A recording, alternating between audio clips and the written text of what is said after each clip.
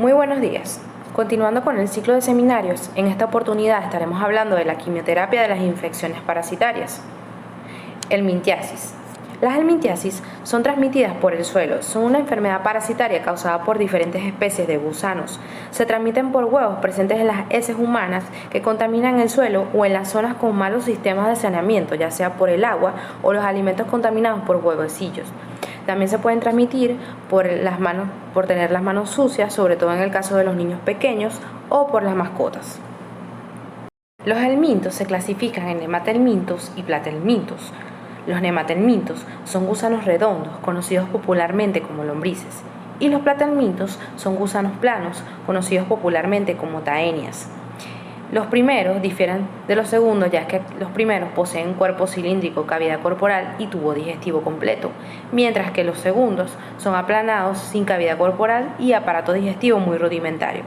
Dentro de los nematelmintos podemos encontrar a Enterobius vermicularis, los oxiuros, Ascaris lumbricoides, Trichuris trichura, Strongyloides stercoralis, Ancylostoma duodenale y Necator americanus. Y dentro de los platelmintos, los más comunes son Taenia solium, Taenia saginata, Hymenelepis nana y Echinococcus granulosum. Epidemiología. Aproximadamente 1.500 millones de personas, o lo que equivale casi al 24% de la población mundial, está infectada por helmintos transmitidos por el suelo. Este se encuentra ampliamente distribuida por las zonas tropicales y subtropicales, especialmente en el África subsahariana, América, China y Asia Occidental. Más de 270 millones de niños en edad preescolar y más de 500 millones de niños en edad escolar son los que se ven mayormente afectados. Características. Se reproducen por medio de huevos que dan origen a larvas. De acuerdo al modo de transmisión de los nemátodos intestinales, predominan los transmitidos a través de la tierra, la cual se contamina con huevos o larvas que salen de las materias fecales, y a este grupo de parasitosis se le denominará geohelmintiasis. Uno de los nematelmintos o nemátodos más importantes es el Ascaris lumbricoides. El Ascaris lumbricoides es uno de los parásitos más difundidos en el mundo, especialmente en los países tropicales. Es la parasitosis más frecuente y cosmopolita de todas las helmintiosis humanas. Se calculó que para 1989 existían alrededor de 1.000 millones de casos en el mundo. La transmisión no es directa de las materias fecales a la boca, sino que requiere de la incubación de los huevos en la tierra y la formación de larvas en ellos para llegar a ser infectantes por vía oral. Dentro del grupo de infectados hay predominio en niños y clases económicamente desfavorecidas. Las fuentes de infección pueden ser alimentos, aguas contaminadas o manos sucias con tierra. La pobreza, la falta de educación y las condiciones ambientales favorecen la diseminación de esta enfermedad. El agente etiológico de la ascariasis es el Ascaris lumbricoides o lombriz intestinal. Es el nemátodo intestinal de mayor tamaño. Son de color rosado o blanco amarilloso. La hembra mide de 20 a 30 centímetros de longitud y de 3 a 6 milímetros de diámetro. El macho es un poco más pequeño, mide de 15 a 20 centímetros de largo y de 2 a 4 milímetros de diámetro. La vida promedio de los adultos o del estado adulto es de 1 año, al cabo del cual mueren y son eliminados espontáneamente. Esta es la razón por la cual se puede observar la eliminación de parásitos adultos sin haber recibido tratamiento. Los sexos se diferencian macroscópicamente por la forma del extremo posterior. La hembra termina en una forma recta, en cambio el macho termina en una forma curveada, como pueden apreciar en la imagen. Los adultos viven en la luz del intestino. Existe, por lo tanto, curación espontánea, siempre que los pacientes no se reinfecten del medio externo, pues no existe la posibilidad de reproducción dentro del intestino, ya que todas las infecciones se hacen a partir de huevos del medio ambiente, que provienen de las materias fecales de personas parasitadas. Los huevos de Ascaris lumbricoides. Tenemos los huevos infértiles, que son observados menos frecuentemente y provienen de hembras no fecundadas. Son más irregulares, alargados, con protuberancias externas grandes o ausentes y generalmente con una sola membrana. Estos huevos no son infectantes, pero tienen importancia en el diagnóstico y, como los fértiles, indican presencia de Ascaris hembras en el intestino. Los huevos fértiles provienen de hembras fecundadas y tienen forma oval o redondeada, son de color café y en su interior presentan material granuloso. Ascaris lumbricoides hembra tiene una gran actividad reproductiva. Se calcula que produce aproximadamente 200.000 huevos diarios, lo cual hace que su hallazgo en las materias fecales humanas sea fácil, aún en infecciones leves. Normalmente los huevos fertilizados se eliminan al exterior con las materias fecales y su destino depende del lugar donde caigan estas. Si caen a la tierra y sombreadas, con temperaturas de 15 a 50 grados centígrados, de entre 2 a 8 semanas, se estarán formando las larvas en el interior de los huevos y se convierten en infectantes. En este estado pueden permanecer varios meses. Ciclo biológico. El hombre se infecta al ingerir huevos embrionados. La larva se libera en el intestino delgado, atraviesa la pared y llega por vía sanguínea al corazón y pulmones, asciende por vía respiratoria a la laringe y es deglutida para volver al intestino delgado donde va a madurar. Los huevos salen en las materias fecales y contaminan el ambiente. Estos son huevos embrionados en la tierra. Los huevos embrionados contaminan aguas y alimentos. Dentro de las manifestaciones clínicas podemos encontrar pérdida de peso, anorexia, anemia, retardo del crecimiento, diarreas que alternan con periodos de constipación, dolores de tipo cólico abdominales, prurito nasal y o anal, urticaria, vómitos de Ascaris o salidas de parásitos por vía bucal o por el ano, oclusión intestinal y palpación de una masa abdominal. En la etapa de invasión pulmonar se puede presentar eosinofilia y con alguna frecuencia manifestaciones alérgicas, principalmente de tipo asmatiforme. Podemos encontrar también tos irritativa no productiva, sensación de ardor retroesternal y un cuadro de bronquitis asmatiforme descrito por Loeffler en 1932, que consiste en un cuadro respiratorio agudo con fiebre de varios días. Podemos tener también obstrucción intestinal por masas de Ascaris o perforación de la pared intestinal, que nos darán un cuadro de abdomen agudo. La obstrucción del apéndice o divertículo podrá manifestarse como apendicitis o diverticulitis. Y la invasión de la vía biliar y pancreática puede originar pancreatitis, colecistitis, colangitis y accesos hepáticos. Diagnóstico y tratamiento. Al no existir una sintomatología característica de la ascariosis, el diagnóstico etiológico se basa en el hallazgo de los parásitos o de sus huevos. Esto se puede realizar mediante un examen coproparasitológico microscópico. También otra manera de diagnosticar esto es con una radiografía o ecografía o observando las larvas en el esputo o en el lavado gástrico. Dentro del tratamiento tenemos albendazol de 400 miligramos dosis única o 200 miligramos 2 veces al día durante 3 días. Mebendazol 500 miligramos dosis única o 100 miligramos 2 veces al día durante 3 días. Pamoato de pirantel 10 miligramos kilogramos dosis única, máximo 1 gramo. Y citrato de piperacina 75 miligramos kilogramos día por 2 días y la dosis máxima sería de 3,5 gramos. Mi nombre es Ingrid Linares y continuaré hablándoles acerca de la trichuria, parásito intestinal. La trichuriasis es una enfermedad intestinal causada por nematodos adultos trichuria, pertenecientes al grupo de los geohelmintos. Son geohelmintos porque necesitan estar en contacto con la tierra por cierto tiempo para desarrollar su forma larvaria infectante. Ahora, son tricocéfalos, ya que 2/3 de su parte anterior tiene forma de pelo, de lanceta, son filiformes. Y su parte posterior es más gruesa. Tricocéfalo deriva de la palabra trico, significa pelo, y céfalo significa cabeza. De ahí deriva el nombre de trichuria o también llamado tricocéfalos. Estos infectan a nivel del intestino grueso, ese es su hábitat. Pueden ser asintomáticos en su gran mayoría o sintomáticos y ocasionar un cuadro disentérico que es característico de esta trichuriasis. Ahora, en cuanto a la epidemiología, es cosmopolita. Es una infección intestinal parasitaria que afecta a nivel mundial. Está relacionada en áreas rurales con climas tropicales húmedos, con servicios sanitarios deficientes. El reservorio es el hombre. La edad. En niños es más frecuente de 5 a 14 años y presenta casos más severos. La vía de administración es oral y la forma de transmisión es indirecta, ya que una vez que los huevos son defecados, ellos llegan al suelo y una vez estando en el suelo deben de pasar de 10 a 14 días para formar su forma larvaria, y esta forma larvaria es la que va a ser la forma infectante y la que va a entrar de nuevo al cuerpo a través de agua y alimentos contaminados. Ok, tenemos los factores determinantes y factores condicionantes.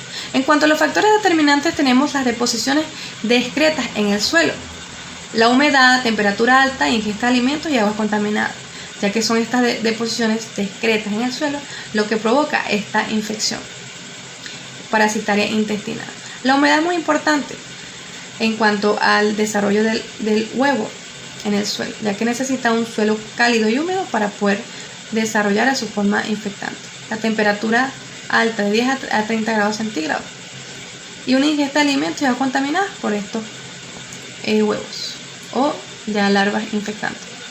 Ahora, los condicionantes: ausencia de eliminación de excretas, falta de higiene, un lavado inadecuado de los alimentos y la pobreza. Ahora, la morfología. Tenemos que estos gusanos son muy característicos, ¿verdad? De diferenciarlo tanto el macho como la hembra. En cuanto a la longitud, tenemos que la hembra mide de 4 a 5 centímetros, a diferencia del hombre que mide de 3 a 4 centímetros. Tenemos que estos son característicos, son llamados tricocéfalos, ya se los expliqué anteriormente. Ya por tricocéfalos es porque son 2/3 anteriores, es en forma de pelos, de lanceta, y es en esta parte, en esta porción, donde se va a adherir a la mucosa intestinal, causando lo que es una colitis ulcerativa. Ahora, en su parte posterior es más grueso, y es donde está el aparato reproductivo. Ahora, en cuanto al macho, tenemos que en la punta del extremo posterior posee una espícula, que es la que a través de ella va a copular con la hembra y va a producir huevos. Bueno, va a dar lugar a la formación de los huevos. Ahora, es importante conocer que en el extremo posterior la hembra termina en forma de rombo y en el macho, en el extremo posterior, termina en forma curvada. Ahora, en cuanto a la morfología del huevo, tenemos que es un huevo muy característico, en forma de barril, elíptico, o forma del balón de fútbol americano. Tiene una cubierta triple, tiene una capa externa, una capa interna, y tiene en su capa interna células germinativas que van a dar lugar a las larvas, y estas posteriormente darán lugar a los gusanos en su forma adulta. Bueno, ya los vermes en su forma adulta. Ahora, en sus extremos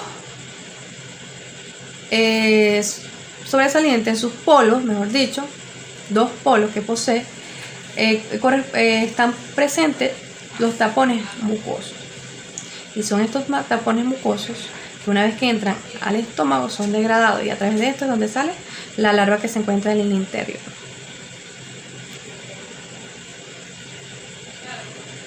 Ahora, ciclo de vida de este parásito. Sabiendo así que el hábitat como tal es el intestino delgado, el intestino grueso, en su porción característica, que es el ciego. Ahí es donde estos parásitos se adhieren a la mucosa intestinal y causan úlceras, dependiendo del grado parasitario, porque la diarrea y la disentería van a estar condicionados a la carga parasitaria que posea el intestino. Entonces, una vez que la hembra defeca, deposita sus huevos a nivel del intestino, estos van a ser excretados a través de las heces. Estos llegan al suelo y después de 10 a 14 días van a dar su forma larvaria, ¿verdad? Van a producir su forma larvaria. Y esta, una vez que se produce su forma larvaria, produce su forma infectante. Entonces, esta, como está en los suelos, va a contaminar también aguas y alimentos que van a estar contaminados producto de esta larva infectada. Y de esta manera, en donde el hombre ingiere esta agua y alimentos contaminados a través de la boca. Una vez que el hombre ingiere estos huevos ya infectados, porque la hembra, ella cuando deposita el huevo a nivel del intestino, ella los deposita no embrionado, y es en el suelo en donde ellos van a adquirir su forma infectante. Entonces, una vez que estos huevos entran al cuerpo a través de la boca, ¿verdad?, llegan al estómago, y estos a través de los jugos gástricos van a degradar lo que son los polos albuminosos de estos huevos. Entonces, una vez degradados estos polos albuminosos, la larva que está en su interior va a ser liberada y se va a dirigir a lo que es el intestino delgado. Y está allí, se va a cumplir su primer estadio L1. Esta se continúa viajando y formando su estadio L2, L3 y L4. Cuando llega al estadio L4 es cuando se introduce a nivel del intestino grueso y llega al ciego. Y es allí en donde se adhiere a la mucosa intestinal. Entonces, y posteriormente comienza a traer su ciclo. La hembra defeca y la hembra deposita sus huevos a nivel del intestino y estos son liberados a través de la excreta. Ahora, este es un cuadro en donde vemos las infecciones por hemilitiasis en el humano de forma en una distribución mundial. Tenemos que en primera instancia está el Ascaris lumbricoides. En primera instancia, en primer lugar, que es uno de los principales que ocasiona las infecciones parasitarias intestinales, con un número de infecciones de 1,472 a nivel mundial. En segundo lugar están los ancilostomas duodenales y el Necator americanos, con una distribución a nivel mundial. Y en tercer lugar está la Trichuris trichuria, con un número de infecciones de 1,049 a nivel mundial. Estos son Geoelmint, que en cuanto a su epidemiología son como pólipos. Ellos, esta es una infección, son infecciones parasitarias que se encuentran a nivel de todo el mundo. Por eso, a eso se lleva su importancia. Ahora, este es un estudio que se hizo, se estudió la frecuencia de parásitos intestinales en laboratorio de coproparasitología, Udo Bolívar, Ciudad Bolívar, en el 2001 al 2010. Nos enfocamos en los helmintos. Tenemos que en primer lugar hubo en gran frecuencia, parásitos de Trichuria. En segunda instancia, Ascaris lumbricoides y en tercera instancia los ancilostomidios. A eso deriva la importancia del estudio, ya que son muy frecuentes. Ahora, mecanismos. En cuanto a los mecanismos, lo vamos a dividir en dos: mecanismos mecánicos y mecanismos químicos. En cuanto a los mecanismos mecánicos, tenemos los traumáticos, que va a dar lugar a lo que es el edema y la hiperemia. Estos traumáticos es porque los parásitos se adhieren al intestino a través de sus lancetas y ellos provocan o dan lugar a lo que son los traumas a nivel de lo que es la mucosa, ocasionando úlceras, ocasionando colitis, que es una inflamación de la mucosa intestinal, dando lugar a un edema y una hiperemia. Otros son los microtraumas vasculares y otro es el prolapso rectal, que hay un debilitamiento y una distensión y debilitamiento de lo que es la mucosa rectal. En cuanto a los químicos están los granulomas. Esto es porque quedan todavía a nivel del intestino gusanos, huevos, ¿verdad?, a nivel del intestino, no son liberados y estos forman granulomas. Aquí tenemos un prolapso rectal, tenemos una colitis ulcerativa, ¿verdad?, y tenemos aquí también una colitis, una inflamación de la mucosa. Tenemos simulando aquí el parásito, ¿verdad?, que está penetrado a través de sus lancetas. Ahora, la sintomatología. En la mayoría de los casos son asintomáticos. Solo en infecciones intensas hay más de 200 helmintos adultos, provocando un síndrome que es característico con dolor abdominal tipo cólico en fosa ilíaca derecha o un dolor difuso con un marco cólico. Un cuadro disentérico que es característico de esta trichuriasis con una diarrea sanguinolenta.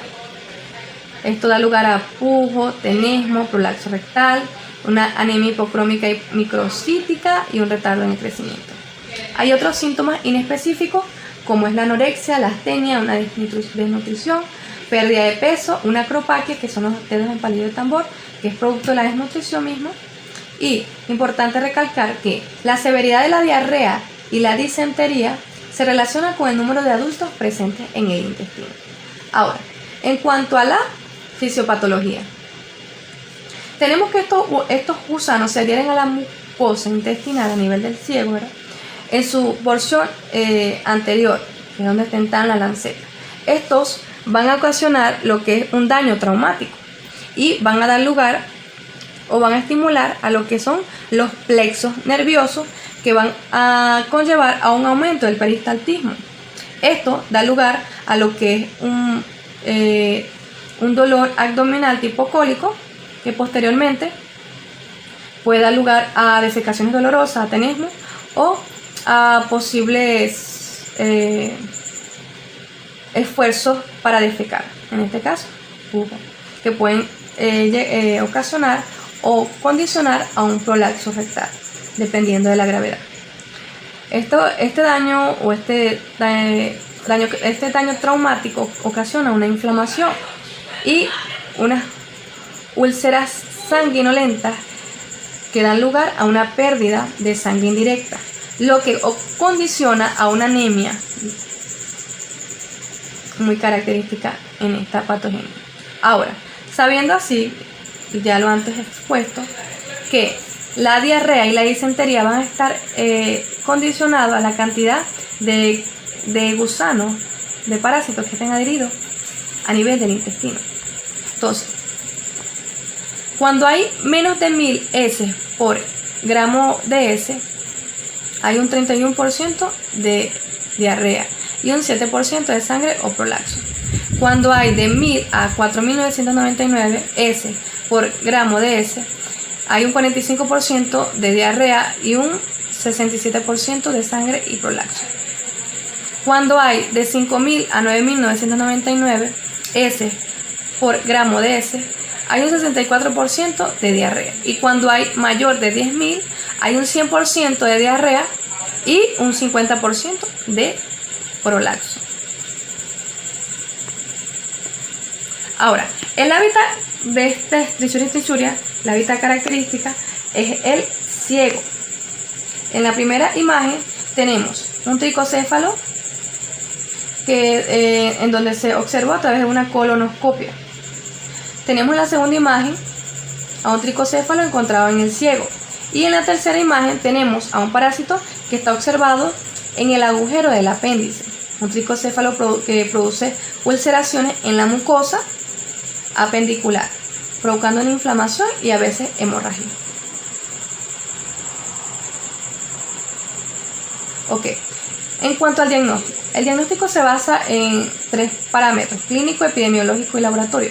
Clínico es por ya las manifestaciones clínicas mencionadas, epidemiológico porque depende de las áreas en donde esté el paciente, y laboratorio porque depende de exámenes para posterior diagnóstico. En este caso, el laboratorio, en el caso del diagnóstico por laboratorio, se realiza un examen directo de heces. Heces en 14 mililitros al día en hembra, que es igual a 200 a 300 por gramo de heces en hembra.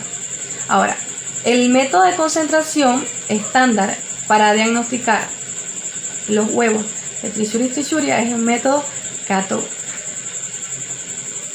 En caso de que existan otros métodos, se puede utilizar la sedimentación espontánea y el Folmor Ether y el Willis.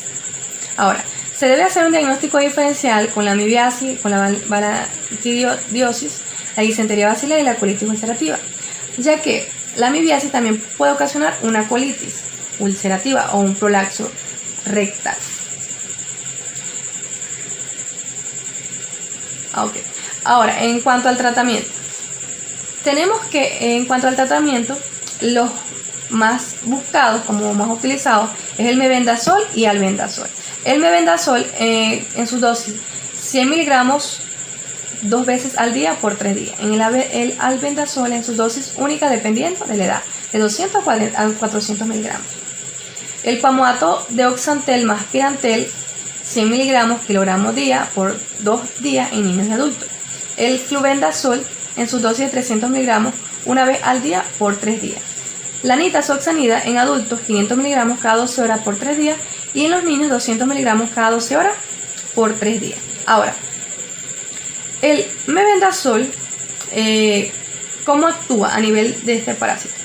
Él lo que hace es inhibir el metabolismo de la glucosa del parásito sin afectar el metabolismo. En cuanto al albendazol, su mecanismo de acción es inhibir la polimerización de las proteínas tubulinas del parásito.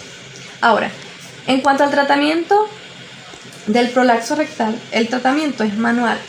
Se debe de comprimir los glúteos, ¿verdad?, para así tratar de introducir el recto a nivel del ano. Ahora, si no, se deben de aplicar ungüentos y realizar de esta forma para poder lograr la reintroducción del recto al ano. O si no se puede, ya sería ya un tratamiento quirúrgico. Ahora, las medidas preventivas. Tenemos, al igual que los ancilostomiasis, ya que son geohelmintos, ¿verdad?, y estos se adquieren a través de los huevos infectados en el suelo, podemos tener el control de las excretas, podemos educar a la población. En caso de ingerir agua, tiene que ser agua potable, preferiblemente un agua hervida. Y se debe de realizar una higiene correcta de los alimentos antes de consumir. Con esto, bueno, he terminado mi punto. Muchas gracias. La ancilostomiasis. La ancilostomiasis es una infección intestinal causada por parásitos de la especie Necator americanus y Ancylostoma duodenal. Y es el Necator americanus que es de mayor prevalencia en nuestro país, Venezuela. En cuanto a la taxonomía, tenemos que corresponden al orden Strongyloidae, familia Ancylostomatidae, género Ancylostoma, especie Necator, especie duodenal. Ahora, en cuanto a su morfología, tenemos que el Ancylostoma duodenale tiene un tamaño no mayor a 2 centímetros de largo, a diferencia del Necator americanus, que tiene un tamaño de 1 centímetro de largo, con una forma en S, con una cápsula bucal que carece de labios, al igual que el duodenale, pero en este caso el Necator tiene láminas o placas cortantes, a diferencia del duodenale, que tiene 4 ganchos cortantes o dientes. En cuanto a la hembra, el Ancylostoma duodenale posee una espina caudal, a diferencia de la hembra en el Necator americano, que carece de una espina caudal. Ahora, en cuanto al macho, el Ancylostoma duodenale, el macho posee una bolsa copulatriz con prolongaciones cortas o dedos cortos y posee espículas separadas, a diferencia del Necator americanus, que el macho posee una bolsa copulatriz con prolongaciones largas y posee espículas convergentes en forma de anzuelo. Sabiendo ya que esta especie es la que es de gran prevalencia en nuestro país. Tenemos que la ancilostomiasis posee huevos. Una vez que la hembra, estando en el intestino grueso, intestino delgado, específicamente a nivel del duodeno, ella va a depositar huevos a nivel de la luz del tubo intestinal. Estos huevos son característicos. Estos huevos son livianos, tienen un tamaño de 7, un diámetro, que son largos, tienen forma elíptica. En cuanto a la hembra, la Ancylostoma duodenale, ella deposita una cantidad de huevos de 20 a 30 huevos en mililitros de heces al día, a diferencia de la hembra de Necator americanus, que ella produce o deposita de 9 a 11 mililitros de heces al día.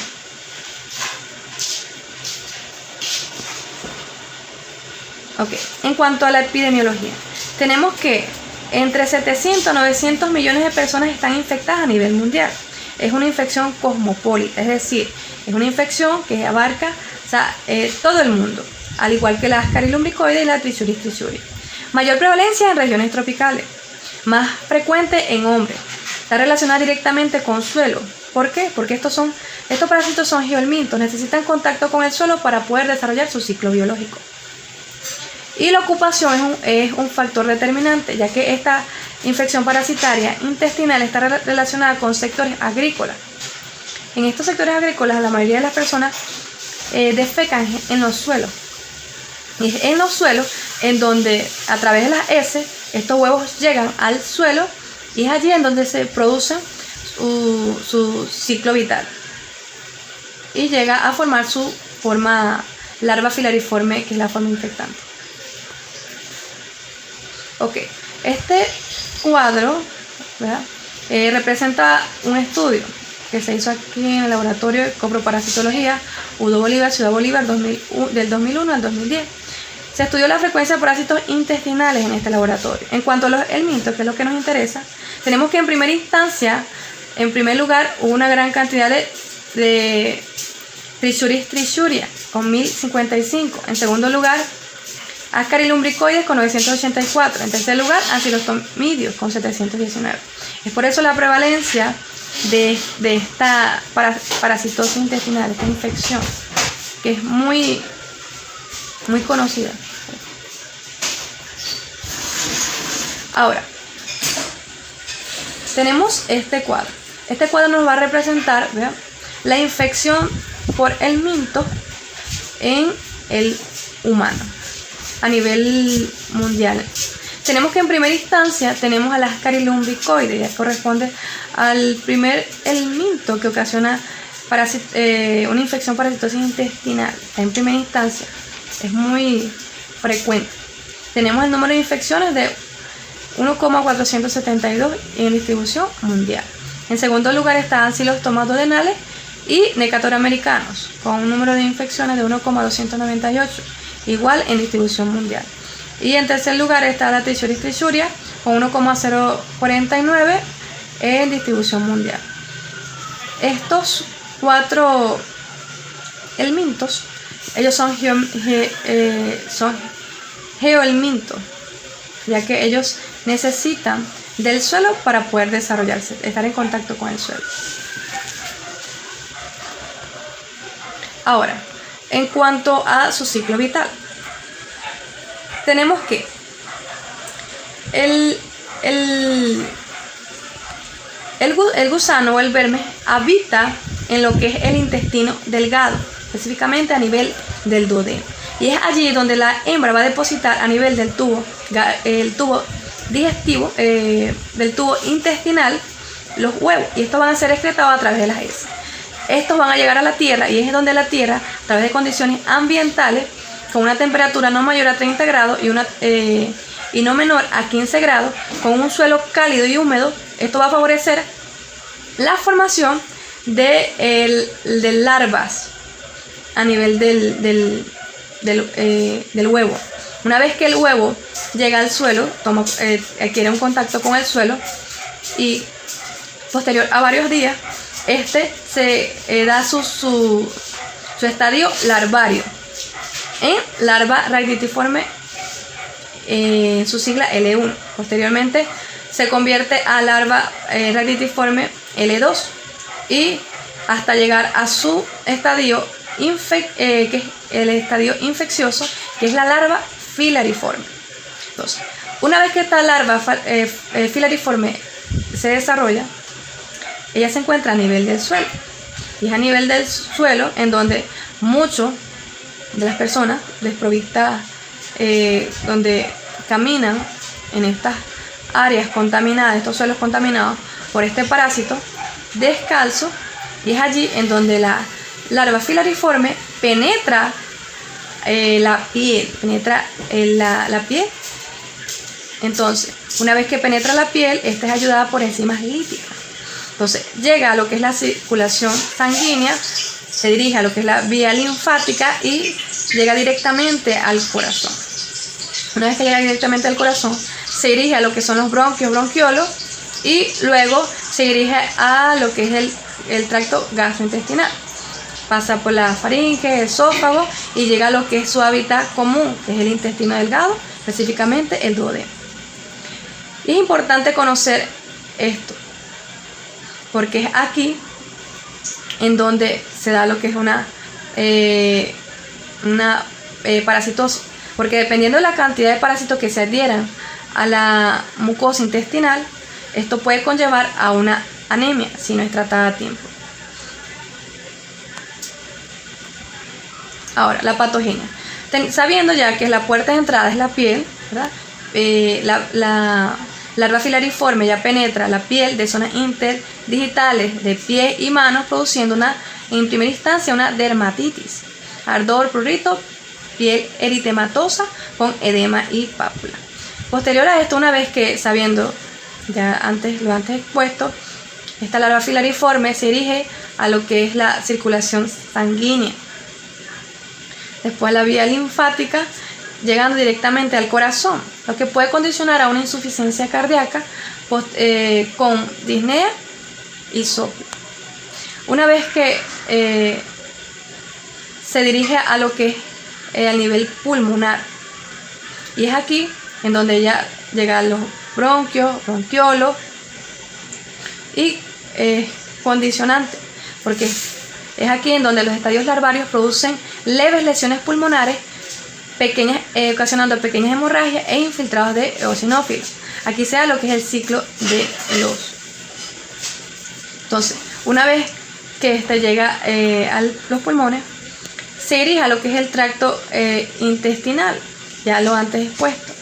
Ahora, es importante conocer que debido a la cantidad de vermes a nivel del intestino delgado adherido a la mucosa intestinal, puede condicionar, como ya lo dije antes, una anemia, ya que estos parásitos son hematófagos, ellos se alimentan de sangre. Entonces, va a haber una gran pérdida de sangre ocasionando o condicionando a una anemia.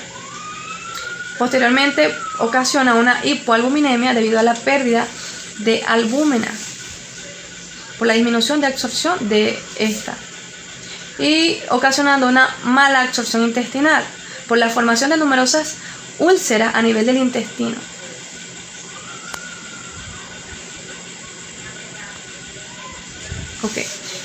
Toda esta patogenia conlleva o da lugar a manifestaciones clínicas. En este caso, cuando el paciente presenta una anemia, va a estar condicionado con palidez, debilidad, dolor abdominal, ya que son a nivel del intestino delgado, específicamente del duodeno, en donde se forman las úlceras debido a los parásitos que se adhieren a la mucosa y forman esta gran cantidad de úlceras. Entonces esto va a condicionar a un dolor abdominal, pérdida del apetito, diarrea, porque va a haber una alteración del peristaltismo, va a haber melena con heces negras, anasarca, condicionando a un edema generalizado, va a producir hepatomegalia, insuficiencia hepática y una insuficiencia cardíaca con disnea y soplo, sabiendo que los parásitos se dirigen directamente al corazón, condicionando a una insuficiencia cardíaca con disnea o soplo. En cuanto al diagnóstico, tenemos que el diagnóstico es por un examen directo de heces. Se visualiza los huevos del parásito en materia fecal. Ahora, hay un método estándar que es un método de concentración, que es el de Willis-Malloy. Este nos va a permitir identificar muy fácilmente por medio de la tinción de los huevos. Otros métodos de concentración, como el CATOCAS, que se pueden utilizar, el éter, sedimentación espontánea y cultivo en placa de agar.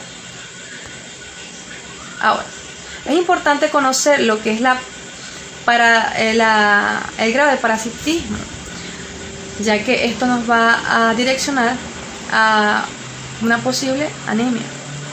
Entonces, de 35 a 40 huevos equivale a una hembra, es lo normal. Ya cuando hay 50 vermes, esto condiciona una infección benigna. De 50 a 200 vermes ya puede haber anemia. De 200 a 500 vermes, una infección de intensidad media. De 500 a 1000, una infección intensa. Y mayor de 1000, muy intensa. Entonces es importante conocer que el grado de parasitemia va a estar condicionado por la gran cantidad de vermes que pueden estar alojados a nivel del intestino delgado, principalmente a nivel del duodeno, causando úlceras y condicionando a una anemia. Ahora, en cuanto al tratamiento, tenemos que está sales de pirantel y que se debe administrar por 3 días. En este caso, se administra pamoato de pirantel 10 miligramos kilogramos, una dosis máxima de 1 gramo, una vez al día por 3 días. En cuanto a los benzoimidazoles, tenemos al mebendazol con una dosis de 100 miligramos por 3 días. Tenemos el flubendazol, dosis de 300 miligramos por 2 días. Al albendazol con una dosis de 400 miligramos por 3 días. Y al tiabendazol con 50 miligramos kilogramo día. Estos benzoimidazoles, como es el mebendazol, flubendazol y el albendazol, esto lo que van a hacer es que van a degradar a lo que es los microtúbulos de las células del parásito, pero sin afectar al huésped. En cuanto a la prevención, sabiendo así que son a través de las heces, ¿verdad? Que una vez que estas heces llegan al suelo, que es donde se forma su estadio infectante. Entonces, si estos huevos están en el suelo, estos van a condicionar ciertos factores. En este caso, van a contaminar aguas, alimentos y suelos. Entonces, una de las prevenciones que debemos hacer es, primero, educar a la población, evitar las excretas en los suelos, si es posible. Es tener una buena ingesta de agua potable. En este caso se recomienda hervir el agua, ya que en muchas ocasiones se ha visto que el agua potable no es muy confiable. Otro es una buena higiene de los alimentos y usar calzado sobre todo en estas áreas agrícolas. Ahora, el riesgo de desarrollar una larva migrans cutánea se puede reducir de la siguiente manera. La larva migrans cutánea es ocasionada por ancilostomidios, pero diferentes al nécator y al duodenale. Es ocasionada por ancilostomidios brasiliensis. Entonces, se debe aquí evitar el contacto directo de la piel con arena de playa u otro material potencialmente infectado, donde los perros o los gatos hayan defecado. Y el tratamiento de gatos y perros para anquilotoma sería una acción de prevención también. Muchas gracias. Mi nombre es Albany Malavé y yo les voy a hablar sobre el Enterobius vermicularis. Características. Este es un pequeño parásito nemátodo de hombre que produce o comúnmente conocido como oxyuros, que produce la enfermedad conocida como oxyurasis o biduyes, pero que correctamente se denomina enterobiasis. Este parásito está relacionado directamente con el prurito rectal, y que afecta comúnmente a la población infantil, pero no significa que no pueda infectar también a los adultos. Este parásito tiene una forma alargada con un esófago de tipo oxyuriforme y un bulbo esofágico. Su porción posterior es bien afilada y su color característico es blanco crema. Su tamaño se encuentra entre 0,5 centímetros y 1 centímetro máximo. Su distribución geográfica es cosmopolita. Eso significa que se puede encontrar en cualquier parte del mundo siempre y cuando estén dadas las condiciones para que él pueda subsistir. Mundialmente, las infecciones se presentan mayormente en edades escolares y preescolares. Parece ser que este es un parásito que se mantiene mejor o que aparece más en países con climas fríos o templados que en países con climas tropicales. Es un parásito muy frecuente o el parásito más común en varios países, como por ejemplo Estados Unidos y Venezuela. La transmisión. El principal mecanismo de transmisión es a través de la contaminación por el rascado con los dedos. También a través de la ropa de dormir. Se dice que estos parásitos son aerotransportados. Cuando un niño se encuentra contaminado y está encendido el aire acondicionado o los ventiladores, viene el padre, la madre, trata de cambiar las sábanas, mueve las sábanas, pasa por el aire, los inhala y también se puede infectar. También ocurre por retroinfestación y autoinfestación endógena. Las manifestaciones clínicas.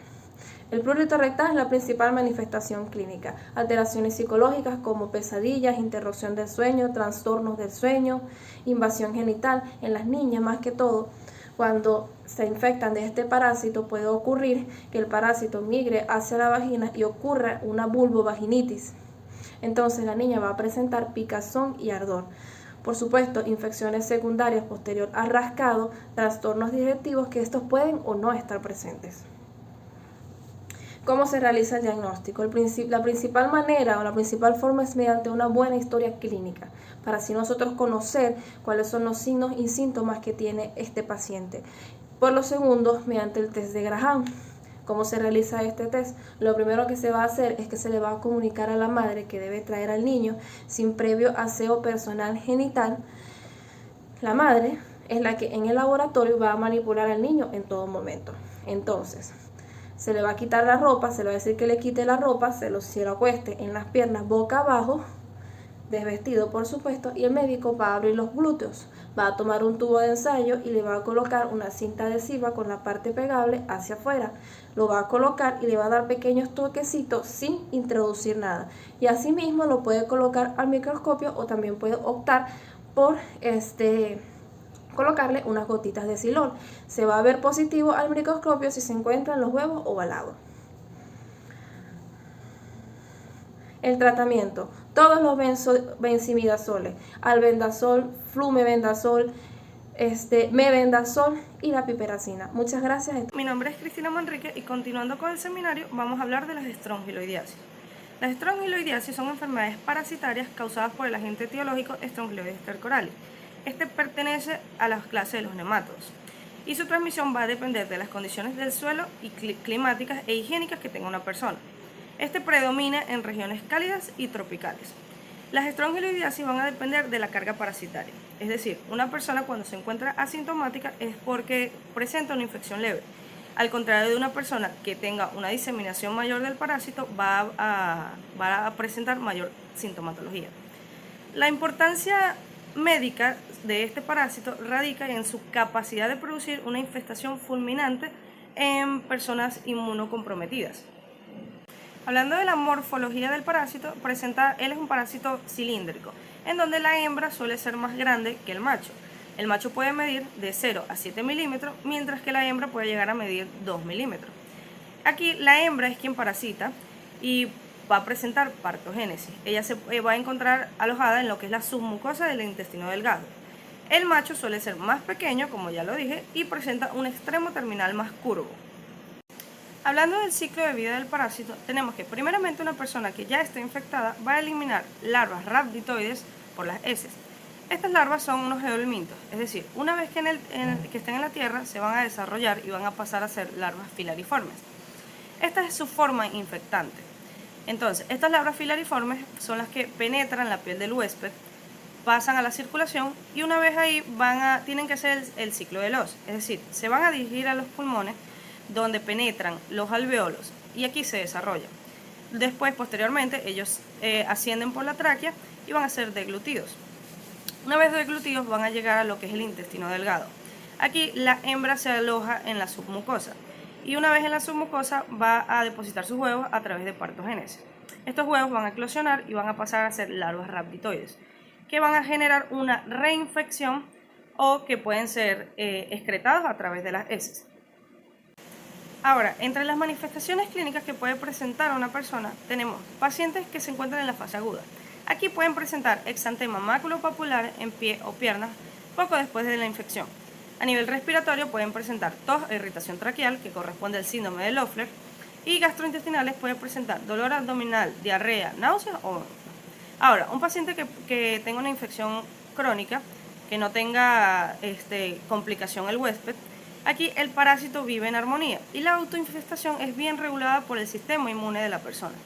Aquí la persona puede manifestar dolor abdominal, diarrea, náuseas o vómitos. Y las manifestaciones respiratorias no son muy comunes en esta fase. Ahora, las manifestaciones clínicas en pacientes graves, que generalmente son pacientes que se encuentran inmunosuprimidos o que estén tomando esteroides. Aquí el parásito puede generar una estrongiloidiasis diseminada y el parásito migra o puede migrar al cerebro, generando una meningitis o abscesos cerebrales. puede producir un síndrome de hiperinfestación estrangiloidea, generando enterocolitis o colitis o síndrome de malabsorción. Aquí hay un aumento excesivo del parásito y puede generar daño incluso en otros órganos como son el hígado o los riñones. Para llegar a un diagnóstico, primeramente tenemos que considerar lo que es la epidemiología. Posterior a eso, para hacer un diagnóstico directo, se va a hacer mediante la presencia de larvas rhabdiformes en una muestra de heces.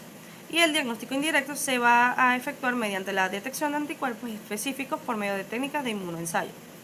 Ahora, lo que es el tratamiento de la estrangiloidiasis. Tenemos que primeramente se toma lo que es la ivermectina a razón de 200 microgramos por kilogramos al día. Esto durante 2 días. En caso de que haya una diseminación se va a aumentar a 7 días o se puede continuar hasta erradicar la enfermedad. Se toma tiabendazol 25 microgramos por kilogramos al día, vía oral, 2 veces al día durante 3 o 5 días. Prolongamos a 7 en casos que sean requeridos. Ahora vamos a continuar hablando de lo que son las filariasis. Las filarias son nematofiliformes que se transmiten a los humanos por vectores, que son hematófagos. Afectan principalmente lo que es el sistema linfático, la piel y los ojos. Entre los más comunes tenemos la Bucherella bancrofti, la Brugia malari y la Brugia timori. Estos generan un tipo de filaria linfática. Y tenemos la Onchocerca volvulus, que genera un tipo de filaria cutánea. Vamos a enfocarnos en lo que es la oncocercosis, que su agente etiológico es el Onchocerca volvulus. Este parásito es transmitido a través de la mosca de la especie Simolium. Es de gran impacto socioeconómico porque puede generar pérdida de visión o lo que se denomina ceguera de ríos. Ella es endémica en África Occidental y en áreas limitadas de África Oriental. Se pueden conseguir también en fronteras remotas de Venezuela y al norte de Brasil. Ahora hablando del ciclo de vida del Onchocerca volvulus, tenemos que primeramente una mosca negra infectada va a picar a una persona y va a depositar en ella larvas de Onchocerca volvulus. Estas larvas van a migrar al tejido subcutáneo de la piel y van a formar unos nódulos. En estos nódulos las larvas van a desarrollarse y ser unos gusanos maduros. Las hembras de estos gusanos van a producir unos huevos, que de estos huevecillos van a salir lo que son una forma inmadura que se denomina microfilaria. Y estas microfilarias son las que migran y pueden conseguirse en vasos linfáticos, en el torrente sanguíneo, se pueden conseguir en lo que es la piel, en orina o incluso en el esputo. Ahora, para continuar el ciclo, una mosca que no se encuentre infectada pica a una persona infectada y se contagia de estas microfilarias. Y una vez dentro de la mosca, estas microfilarias se vuelven a desarrollar y forman de nuevo lo que son las larvas, continuando así lo que es el ciclo. A nivel de la clínica, este tipo de pacientes va a presentar unos nódulos fibrosos que pueden medir de 0.5 a 3 centímetros y se pueden localizar a nivel subcutáneo o intramuscular. Pueden presentar una dermatitis papular aguda o una fibrosis de los ganglios linfáticos. A nivel de los ojos puede producir una queratitis punteada que posteriormente evoluciona a una queratitis esclerosante, progresando así a la ceguera del paciente. Puede presentar también una corioretinitis. Para hacer el diagnóstico de una oncocercosis, primeramente tenemos que considerar lo que son los antecedentes epidemiológicos. Si la persona ha viajado o no a una zona endémica. La sintomatología, considerar la sintomatología del paciente y posterior a eso, para hacer un diagnóstico definitivo tenemos que observar lo que son las microfilarias presentes en la piel o en el ojo o los vermes adultos en los nódulos. Todo esto se puede hacer mediante una biopsia cutánea o un examen oftalmológico. Ya para finalizar el tratamiento de la oncocercosis tenemos que el fármaco de elección es la ivermectina, a razón de 0.15 miligramos por kilogramos. Es una dosis única. Y este fármaco es eficaz para la destrucción de lo que son las microfilarias del parásito. Muchas gracias. Mi nombre es Julián Manzano y le hablaré sobre los cestos.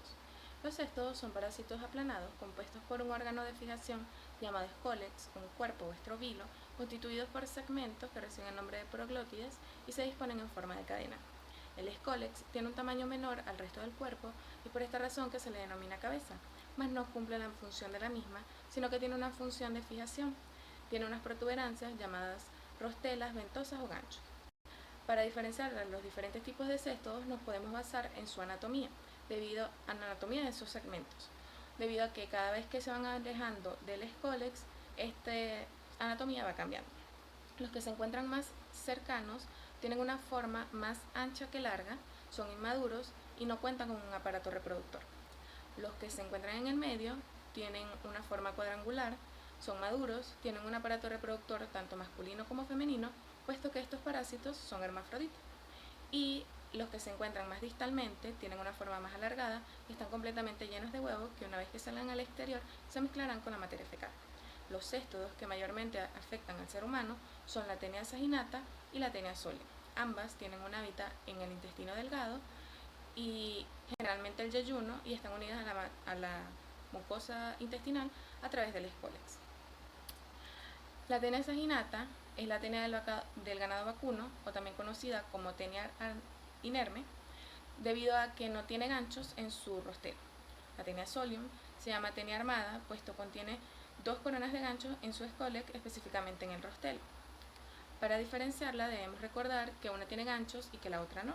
También podemos utilizar a los segmentos como referencia, ya que en el útero grávido vamos a ver como ramificaciones. En el caso de la Taenia solium, vamos a ver que estas ramificaciones se encuentran limitadas en número, mientras que en saginata son abundantes. El escólex en la Taenia saginata puede medir de 1 a 2 milímetros, es de forma cuadrangular, tiene 4 ventosas sin rostelo armado, mientras que en Taenia solium mide 1 milímetro, es piriforme, con ventosas, rostelo armado y 4 hileras de ganchos pequeños y largos. El proglótide en la Taenia saginata puede tener de 1000 a 2000 huevos en el útero grávido y de 25 a 32 ramificaciones uterinas, mientras que en la Taenia solium tiene de 800 a 900 huevos y tiene de menos de 15 ramificaciones. La longitud del adulto en la Taenia saginata puede ser de 20 metros, mientras que en Taenia solium puede ser de 2 a 10 metros. Y los hospederos intermediarios de Taenia saginata es la vaca y de Taenia solium el cerdo, mientras que su hospedero definitivo en ambos es el hombre. El ciclo biológico. El hombre adquiere el parásito adulto al comer carne infectada cruda o mal cocinada. El cisticerco da origen a la taenia adulta en el intestino delgado. Los proglótides grávidos salen en la materia fecal en pequeñas cadenas y los huevos se liberan en el medio ambiente, para que así el cerdo o la vaca se puedan infectar al ingerir estos huevos o proglótides. Estos huevos que salen al medio ambiente son también infectantes para el hombre y pueden ser consumidos por alimentos, agua o manos contaminadas. Los huevos dan origen a larvas en el intestino delgado, las cuales migran por la circulación a las diferentes vísceras, formando los cisticercos. Las manifestaciones clínicas. Para la teniasis, esta generalmente es asintomática, pero cuando presenta síntomas, las más frecuentes es la sensación de un cuerpo extraño anal y el plurrito. Esto debido a la salida del proglótide, generalmente en la Taenia saginata. Los síntomas digestivos atribuidos a teniasis, como son el dolor abdominal, el meteorismo y las náuseas, son muy inespecíficos y no permiten diferenciar si es un parásito u otra patología. Para el diagnóstico, principalmente se hace por observación macroscópica del proglótide, que pueden salir espontáneamente o acompañados de materia fecal. En la observación microscópica, el examen coproparasitológico tiene una efectividad muy baja, debido a que los huevos de Taenia saginata y Taenia solium son indiferenciables entre sí. Sin embargo, el método utilizado para la observación de estos huevos en el microscopio es el método de concentración formol-éter. Los métodos inmunológicos y moleculares se han implementado numerosas técnicas como proteínas de los proglótidos, sondas de ADN para huevos y adultos y cicloantígenos a través de la prueba de ELISA. En el tratamiento, el primer medicamento base para la teniasis es el praziquantel. Este praziquantel es un antihelmíntico de acción rápida en el intestino que alcanza sus mayores concentraciones luego de 2 horas de administrado. Tiene un metabolismo hepático y es eliminado completamente a las 24 horas, parcialmente por la mucosa gástrica y principalmente a través de la orina. Lo que causa es una alteración en el tegumento del parásito, por lo que aumenta la concentración de iones de calcio en el citosol del mismo. Este cambio estructural hace que el parásito tenga primero contracciones y luego parálisis. Esto causa una respuesta inmune por parte del huésped y una vez que el escólex ha liberado la mucosa, es eliminado a través del peristaltismo. Para la Taenia saginata y la Taenia solium, el porcentaje de curación ha sido del 100% con dosis de 5 a 10 miligramos por kilogramo de peso. La niclosamida. Esta se da cuando se utiliza como segunda elección en lugares en donde no podamos acceder al praziquantel. Es insoluble en agua y poco absorbible por el intestino, por lo tanto actúa de forma directa sobre el parásito. Una vez que esta actúa sobre el escólex del parásito, este se desprende de la mucosa y en algunos casos puede ser parcialmente digerida por las enzimas proteolíticas del intestino. Esta droga es bien tolerada y tiene poco efecto, o no se le conoce casi ningún efecto tóxico. Vienen en tabletas de 500 miligramos con dosis usual de 4 tabletas administradas en una sola dosis en tomas en ayuno. Pueden ser masticadas o ingeridas con poco líquido. Se debe tener la precaución de indicar al paciente una alimentación baja en alimentos el día anterior y únicamente líquidos la noche antes. Para la eliminación completa del parásito se puede utilizar un laxante salino. Los benzimidazoles, estos se administran 3 veces por 3 días, pero han mostrado resultados negativos y por lo tanto no se utilizan tanto. La cisticercosis es la enfermedad más importante producida por Taenia solium. Esto no quiere decir que Taenia saginata no la produce, pero lo hace en menor proporción. Esta produce quistes en diferentes zonas del cuerpo. El cisticerco es el estadio larvario del parásito que se conoce. Este se encuentra en el hospedero intermediario, donde se invagina y pega en la musculatura del animal. Y luego el humano se infecta al comer la carne del animal mal cocinada o cruda. El ciclo de vida se produce la ingestión de los huevos o proglótides grávidos que llegan al intestino delgado, donde las mucóferas se liberan e invaden la pared intestinal para migrar a los músculos estriados, cerebro, ojo, hígado y otros tejidos donde se desarrollan estos cisticercos. La clínica generalmente son asintomáticos, pero cuando causan sintomatología, esta va a depender del órgano que esté afectado. Por ejemplo, en el cerebro vamos a tener convulsiones o síntomas parecidos a un tumor cerebral. En el ojo vamos a tener disminución en la visión o ceguera. En el corazón podemos tener un ritmo cardíaco anormal o insuficiencia cardíaca. Es poco común, pero puede darse. Y en la columna vertebral, debilidad o cambios en la marcha, esto debido a las lesiones que tienen los nervios. El diagnóstico, los exámenes que se pueden hacer abarcan exámenes de sangre para determinar antígenos contra los parásitos, biopsia del área afectada, tomografía computarizada, resonancia magnética o radiografías para identificar el sitio de la lesión, punción raquídea y fondo de ojo. El tratamiento puede involucrar medicamentos para eliminar a los parásitos, pero principalmente es el praziquantel, aunque se pueden dar otros antiparasitarios como el albendazol y los corticoides. Cuando la lesión se encuentra en ojos o cerebro, se debe iniciar primero con el tratamiento esteroideo antes del antiparasitario para evitar lesiones por el edema que estos producen. Y en ocasiones se requiere de asistencia quirúrgica para eliminar las estructuras afectadas por esta patología. Gracias. Buenos días, mi nombre es Yagmaris Marcano y vamos a hablar hoy acerca del tratamiento para enfermedades por tremátodos. Recordando que los tremátodos son gusanos planos con características morfológicas y biológicas heterogéneas. Estos pertenecen al filum de Platelmintos y son responsables de muchas infecciones en el ser humano, ya sea en sangre, vías biliares, intestinales, urinarias y pulmonares. En primer lugar, vamos a hablar acerca de la esquistosomiasis, que la esquistosomiasis no es más que la infección del ser humano por el tremátodo esquistosoma, que tiene 5 especies capaces de infectar al ser humano.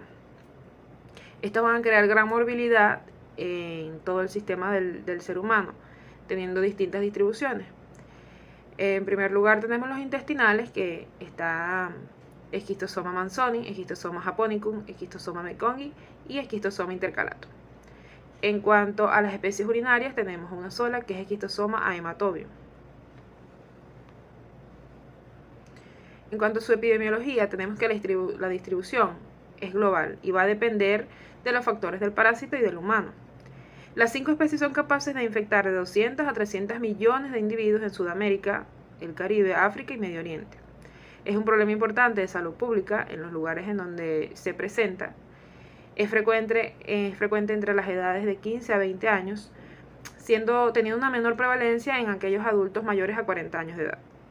Las manifestaciones en zonas endémicas se van a correlacionar con factores endémicos propios del parásito, del hospedador, de la susceptibilidad del mismo, de la intensidad y de la duración de la infección. En cuanto a la esquistosomiasis, las manifestaciones clínicas tenemos que estas van a ir divididas por fases en cuanto al parásito que tiene la capacidad de infecciones intestinales.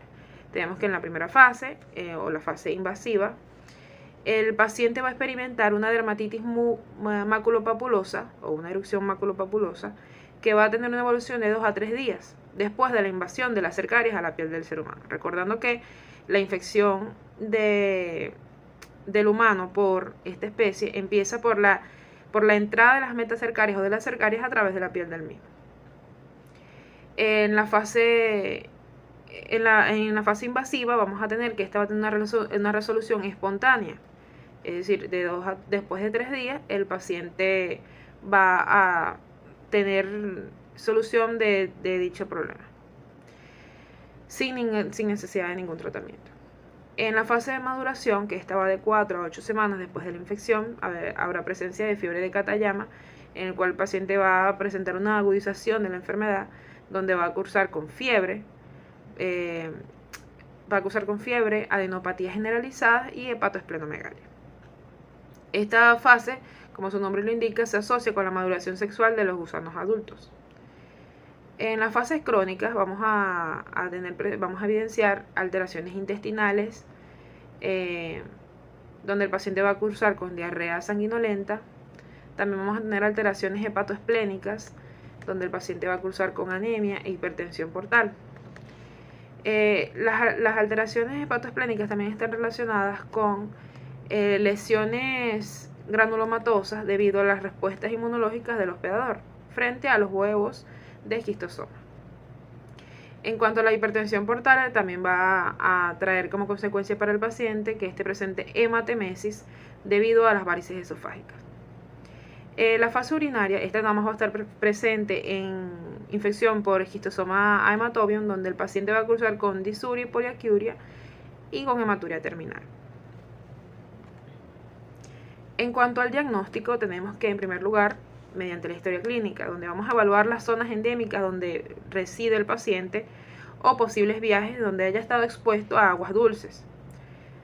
En cuanto a la clínica, vamos a tener que el paciente va a presentar hepatoesplenomegalia, anemia, diarrea sanguinolenta e hipertensión portal.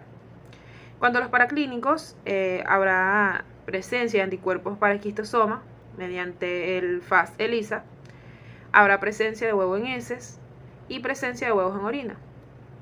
Esto va a depender, estas dos últimas van a depender de la especie que esté infectando al humano. Si se trata de especies intestinales, habrá presencia de huevos de estos en heces. Si se trata de la especie urinaria, como es esquistosoma a hematobium, habrá presencia de huevos en orina. En cuanto al tratamiento, tenemos que va a ir dividido por especie. En cuanto a las especies de esquistosoma manzoni, esquistosoma intercalatum y esquistosoma hematobium, el tratamiento va a ser de praziquantel, 20 miligramos por kilogramo de peso, 2 dosis en un día. Mientras que esquistosoma japónico y esquistosoma mekongii vamos a tener un tratamiento con praziquantel, 20 miligramos igualmente por kilogramo de peso, pero este va a estar dividido en 3 dosis en un día. Hablando un poco acerca de otros tremátodos que son responsables de infecciones en el ser humano, vamos a tener Clonorchis sinensis y Opistorchis viverrini. Estas son infecciones endémicas en los mamíferos del sudeste asiático que se alimentan de pescado. Estas infecciones generalmente se deben a exposición a animales que estén infectados, es decir, zoonosis, como es el caso de la Clonorchis sinensis, y la pistorquiasis, que se va a contraer por medio de ingestión de peces de agua dulce que sean portadores de metacercaria. Esto se da cuando el alimento lo consumen crudo o mal cocido. Tenemos a la fasciola hepática, que es responsable de una zoonosis ampliamente distribuida en el mundo, pero es endémica en donde abunda el ganado ovino. En esta, los huevos, una vez que eclosionan en el intestino, estas van a viajar hasta la cúpula hepática, donde los adultos se van a alojar y van a traer las distintas consecuencias. En último lugar tenemos a Paragonimus westermanni, que este es un trematódo pulmonar causando infecciones frecuentes en Asia, África Occidental, América Central y América del Sur. Al igual que Opistorchis viverrini y Clonorchis, se da por ingestión de pescados o alimentos marinos que estén contaminados con metacercarias, y estén mal cocidos o estén crudos. Estos al igual van a llegar al intestino, donde van a eclosionar, van a viajar a través de cavidad peritoneal, llegan a pulmón, donde se van a alojar y van a traer distintas manifestaciones. En cuanto a las manifestaciones clínicas por la pistorquiasis y clonorquiasis, tenemos que el paciente va a presentar dolor sordo en hipocondrio derecho, colangiohepatitis, colangitis y obstrucción biliar.